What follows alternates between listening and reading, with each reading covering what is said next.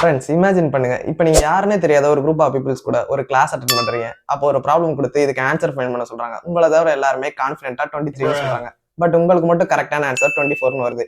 இப்போ நீங்க அவங்க சொல்ற தப்புன்னு அதை ரெஃப்யூஸ் பண்ணுவீங்களா, இல்ல நான் மேபி தப்பா இருக்கலாம் அப்படின்னு அக்செப்ட் பண்ணுவீங்களா? So 1950s psychologist Solomon ash conformity அப்படிங்கிற ஒரு எக்ஸ்பெரிமெண்ட் பண்றாப்ல.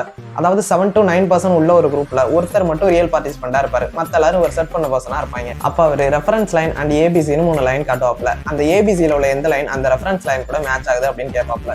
ரொம்ப சிம்பிளா இருக்குல்ல. ஃபர்ஸ்ட் 3 டைம் அந்த ரியல் பர்சன் சொல்ற ஆன்சரே இவங்களும் சேர்ந்து சொல்லுவாங்க. But 4th time our set பண்ணவங்க எல்லாருமே கான்ஃபிடென்ட்டா வேற ஆன்சர் சொல்லுவாங்க. அதை பார்த்துட்டு என்னதான் அந்த ரியல் பர்சனுக்கு கரெக்ட் ஆன்சர் தெரிஞ்சாலும் கூட்டத்தோட கூட்டமா இவரும் ராங்கா ஆன்சர் பண்ணிடுறாப்ல. இது மாதிரி நிறைய செஷன் நடக்குது. அதுல 75% பீப்புள் ராங் ஆன்சர் தான் சொல்லியிருக்காங்க. இந்த எக்ஸ்பெரிமெண்டோட ரிசல்ட் 2 கேட்டகரியா எடுக்கலாம். ஃபர்ஸ்ட் அவர் நான் மத்தவங்க முன்னாடி ஸ்டூபிடாவோ டிஃபரெண்டாவோ தெரிஞ்சிடக்கூடாதுன்னு நினைச்சிருக்கலாம். செகண்ட் மேபி என்னோட ஆன்சர் ராங்கா இருக்கலாம், பட் மத்தவங்களோட கரெக்டா இருக்கலாம் அப்படின்னு நினைச்சிருக்கலாம். அப்படிதான் ஃப்ரெண்ட்ஸ், நம்மளும் ஒரு சில நேரம் கரெக்டான டிசிஷன் எடுப்போம். ஆனா நம்மளை சுத்தி உள்ள மெஜாரிட்டி பீப்புள் ராங் டிசிஷன் எடுக்கிறாங்கன்னு பார்த்து நம்மளும் அதே ஆமாஜாமி போட்டுருவோம்.